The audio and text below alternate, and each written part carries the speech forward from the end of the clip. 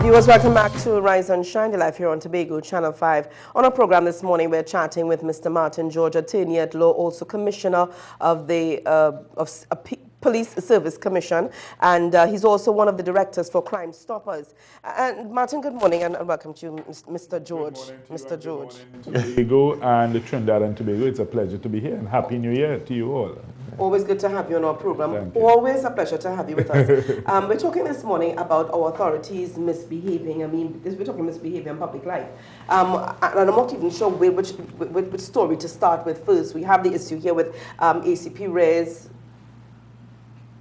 misbehaving on a flight to Tobago. Then we have the issue here with SRPs treating with a disabled man in Trinidad. So many things on the table. Let's start with what has happened with regards ACP Reyes. Okay, but I'd just like to widen the ambit of the discussion to make it more general in terms of police abuse of authority.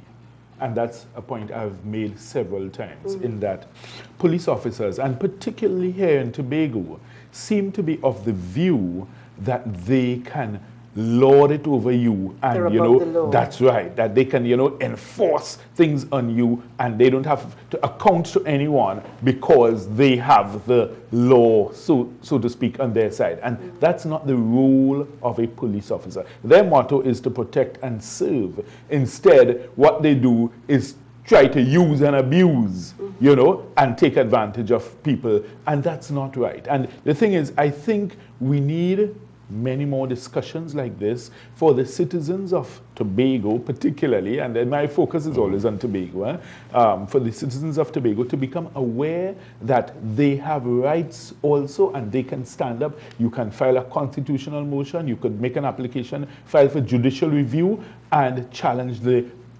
actions of rogue officers. Because you have other avenues such as the Police Complaints Authority, and you have a new chairman there, Mr. David West, and you can also make a complaint to the Commissioner of Police because they do have their internal disciplinary procedures. However, often persons find that the results they get when you go that route doesn't appear to be fast enough. I mean, just look at the same situation there with Mr. Reyes.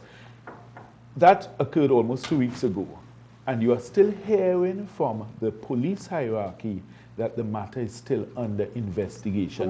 Why must it take 2 weeks and counting to investigate what is a very simple and clear scenario where you had the report from the flight attendants the very day they prepared a report? It was available the next day. The media was able to have the report and print it.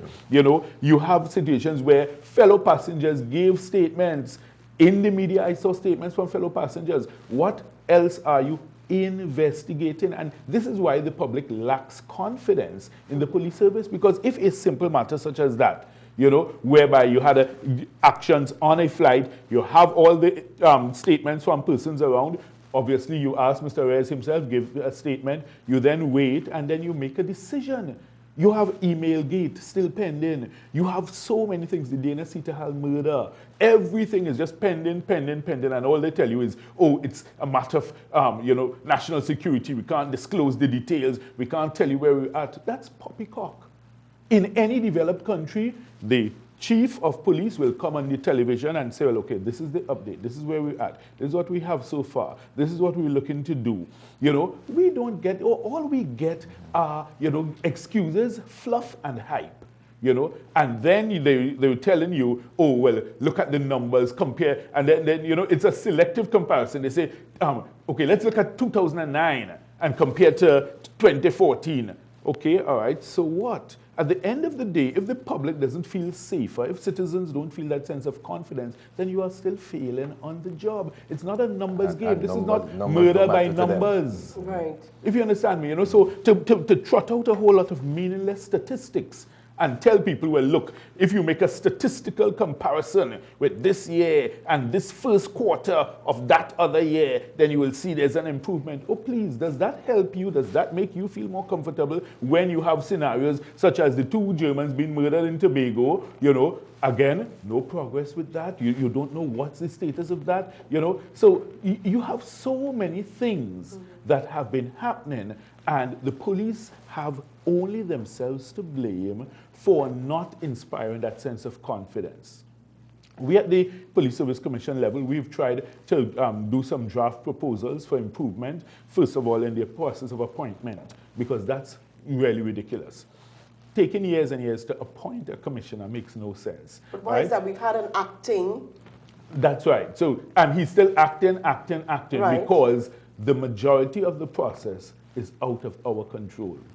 It's administrative, whereby it goes through the Office of the Director of Personnel Administration, and they have appointed NIPDEC as the agency to select the recruiting agency, which will then select a short list of candidates from which they will select those to be interviewed. But and when those are interviewed, George, they then send it. Do these requirements have timelines to them, or are they just in a vacuum and just open? In a vacuum, unfortunately. In a vacuum. And well, that's the difficulty. Well, no wonder it makes no sense. We are in the position that we are in. That's correct. And you see, NIPDEC is not accountable to us at the Police Service Commission, so therefore we can't give them instructions and say, look, give us in 2 weeks or you're fired. We can't do that. They're not accountable to us. They're accountable to their line minister, which is different. The DPA's office is not accountable to us either, because they provide administrative support. So but what can your commission do to change the whole process, to shorten this process? Well, we've suggested legislative change. Again, that has been put before the parliament. It's up to the politicians to debate and then pass the changes if they approve. All right, remind us again here of the role of the Police Service Commission, please. The Police Service Commission, we are there to assess, review, monitor the performance of the Commissioner of Police, the Deputy Commissioners, and their management of the entire service. That is the primary function of the Police Service Commission. All right. Now we've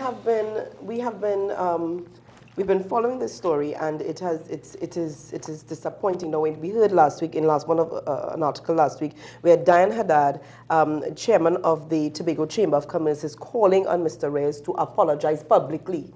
Apologize to the people of Trinidad and Tobago. What are your thoughts on that? The point is, at the end of the day, whether he apologizes or not, I think it's really irrelevant once sufficient disciplinary action is taken by the police hierarchy. And right? The apology is really a private issue as to whether he feels, the need to make a public mea culpa. Whether he does that or not, I think once they take the disciplinary measures against him, that is sufficient as far as I'm concerned. In terms of disciplinary measures for this situation, what would you deem acceptable for the action? Well, it would really be something for the police commissioner to determine in terms of, how he treats with it. Of course, that would be based upon the findings of the investigation, which apparently is not yet concluded. So even I can't pronounce on that until they tell us publicly what are the findings of the investigation. But as I said, for something so simple. So if you are taking more than 2 weeks to investigate something like this, how would you solve any murder? Let me ask you something. There's some, coming back to that, but there's some who are saying that Mr. Reyes did not identify himself while he was on the flight, and he only did so after he was taken to the police. The airport authority. Did it matter whether or not he identified himself? This is who I am while on the flight. It doesn't matter. It doesn't matter, because the point is, at the end of the day, you are a citizen, and once there are rules and restrictions in terms of the Civil Aviation Authority, then you comply. It doesn't matter who you are. You could be the Prime Minister. If the flight attendant tells you take off your telephone, you take it off. I was on an American Airlines flight coming back from Miami last year, and there was an American oil driller who was coming down to Trinidad, and the flight was delayed, and he apparently had been, consuming some drinks before boarding. So he was very well soused by the time he got on board. Interesting, you know, too. and just the fact that the flight was delayed, he started, you know, talking loudly. Now, we're not taxiing or anything, we're just on board and just waiting, you know, for them to sort out some little technical glitch, you know, and, you know, so the purser asked him to, you know, keep it down a bit. And he kept talking loudly. And the very next thing, they made a call, they came, security guards took him off. He was outside identifying his bags, and they carted him off. They do not make any joke with stuff like that. And you see, the thing is, they have that authority, and we must respect that. And this brings me to the point, Mr. George, the International Civil Aviation Authority, right? That's an international authority as regards to aircraft Yes. in flight and, you know, on the ground and what have you, once you're within the vicinity of the aircraft. We are loath to investigate and to come up with, you know, some sort of recommendation or result quickly. Notwithstanding what we do in Trinidad and Tobago, do you think that this authority would take this matter, you know, into its purview and act on it? I would imagine that once our Civil Aviation Authority from Trinidad, if they invite them in or if they make a request for them to, you know, take some action or take some step in it, then of course they would. I think otherwise they would normally let you manage your own domestic affairs. Otherwise, you know, there's no need for them to get involved in every little issue. But of course, if it's escalated up the chain, and I'm not necessarily sure this is the type of matter that needs to be escalated, I think we can deal with it quite adequately here in Trinidad and Tobago. All right, now, you indicated earlier, Mr. George, that you wanted to broaden the gap here, because we were talking about just about 2 issues here, but Right. you wanted to broaden the gap. Now, we have complaints even on the ground here in Tobago of police officers slapping civilians. We have issues of police officers misbehaving. Generally, and it's a trend that you keep observing, and I don't know what is the thinking or the culture within the police service, but there are quite a few officers who seem to feel that they have the right to physically beat, abuse, assault someone once they are under their charge. So in other words, once I've arrested you, I could do with you as I wish. You know, and you have so many stories coming out. But I think, unfortunately, in the past, persons have felt, well, I just have to accept it because this is the norm or this is an authority figure. And I want us to keep educating the public that these things are not right, they are not acceptable. We must stand up against it. Go to your attorney, get some legal help, even if it's legal aid, whatever, file an action. Take a stand. That's the only way the system is going to change. All right, we're coming back to this issue just after the break this morning. Viewers, stay tuned. Join us just after this.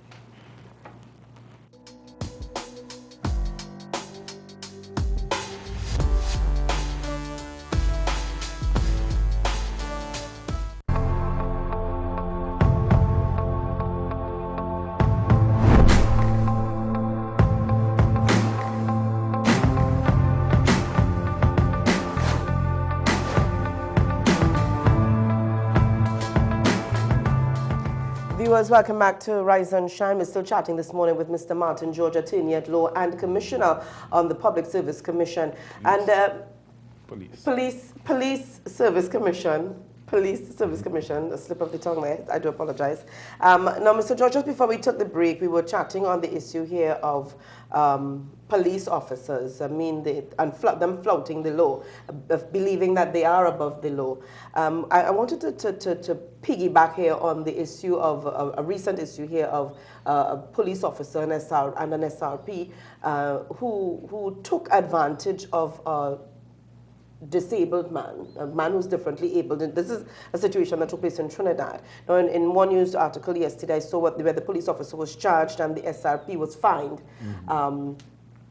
Did it matter here that this was a gentleman, this was a person who was differently abled, as opposed to someone who is not?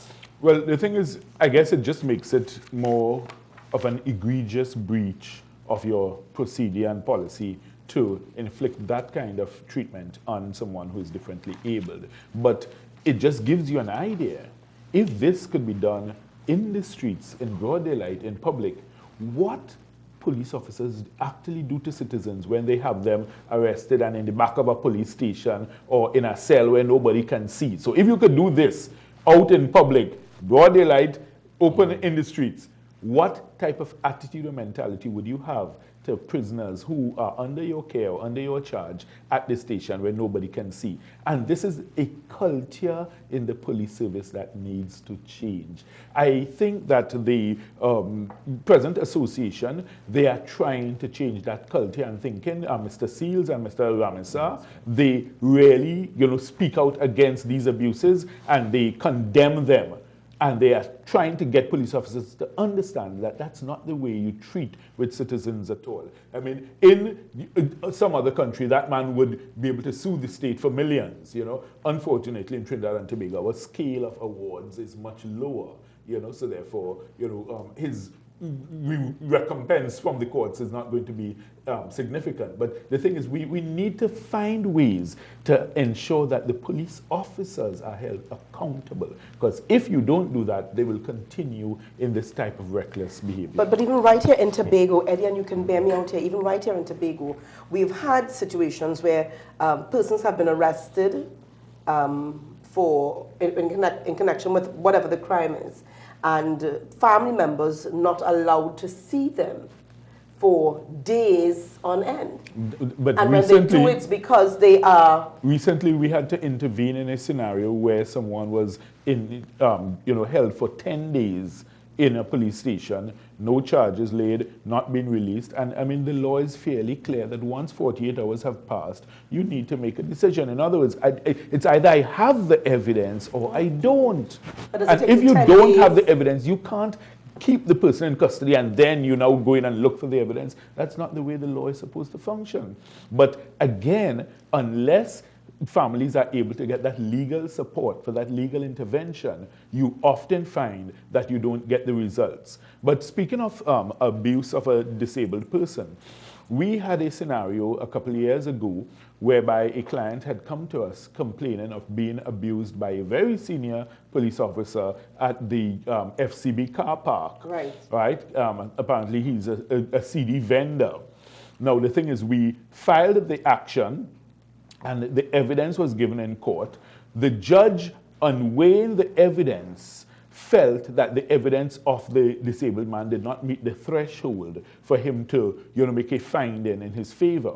But it certainly sent a very strong signal and very strong message to that officer that, look, there are consequences for your actions, because we also joined the Commissioner of Police as his senior officer in charge and responsible for the actions.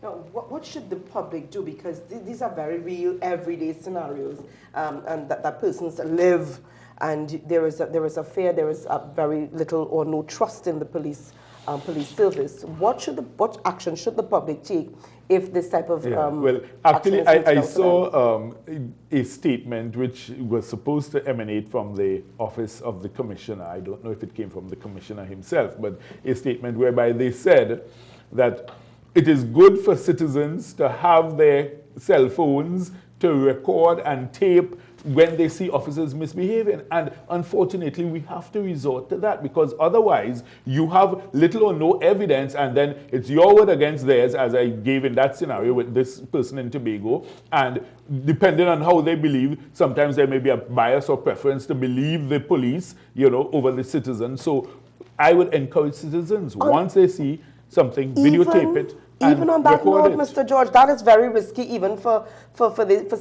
civilians, because I can recall a few years ago, a couple of our colleagues here at Tobago Channel 5 were recording the Fisherman Fete at Charlottesville. And there was a story of police brutality where some officers walked up to a gentleman, slapping and physically abusing him. And our guys who were recording the event turned and started taping, and the officers demanded they hand over the camera, demanded they get the tape, and were brutalizing our guys. Well, you see, again, they have no authority in law to do that. But of course, They recognize the danger and the risk to themselves because they will be exposed. So that's why they would do that. But that's not correct. It's not right. And that's something that certainly I'm sure your station would have followed up with the Commissioner of Police to ensure that it doesn't happen again and to ensure that you get back your tape because that's your evidence. Okay. Mr. George, what about these SRP officers working alone? Because I think that when they were being trained, it was said that they would be working with regular police officers. They would not be on a beat or be outside by themselves, so that the regular police officer would be able to assist them. These officers train much shorter than the regular police officer, the SRP officers I'm talking about. Where I think there should be more training for them than the regular police officer. So while you're training a regular police officer for 6 months, I feel that the SRP must be trained for 9 months because of the qualification deficit and so forth. But the authorities see it otherwise. But do you think that is a wise thing to send 2 SRP officers out on duty by themselves, or should they be accompanied by a seasoned regular? Well, the thing is, I'll tell you this. It's in many ways an artificial distinction because SRPs by and large carry out the same functions, roles, responsibilities and duties as the regular police officers. They are not trained, I understand that. In their training. But I'll tell you, once you have sufficient experience on the job, I think you can learn the skill set necessary even though you may have had a shorter training period. And the exposure sometimes to the seasoned officers is exactly what leads you astray. Because what they do is inculcate the bad habits in you because they teach you, hey, this is the system in here, this is how it works, this is what you have to do, this is, you know, that kind of thing. So I think it's a two-edged sword in that, yes, you can get good experience, good advice, but you can also get very bad and misleading advice and guidance from those who should know better. So it's something that is institutional. One of the recommendations I've always made is that we should have an internal affairs unit within the police service which functions on an ongoing, continuous basis by persons whom the police officers don't know are internal affairs. Doesn't one exist, Mr. George? Well, right, no, this is the distinction I'm saying. By persons whom they don't know are internal affairs. I've had the experience of visiting the Toronto police headquarters, and it's a massive building. And in that building, there's so many people, you don't know who is who. And lots of the senior officers, you know, sometimes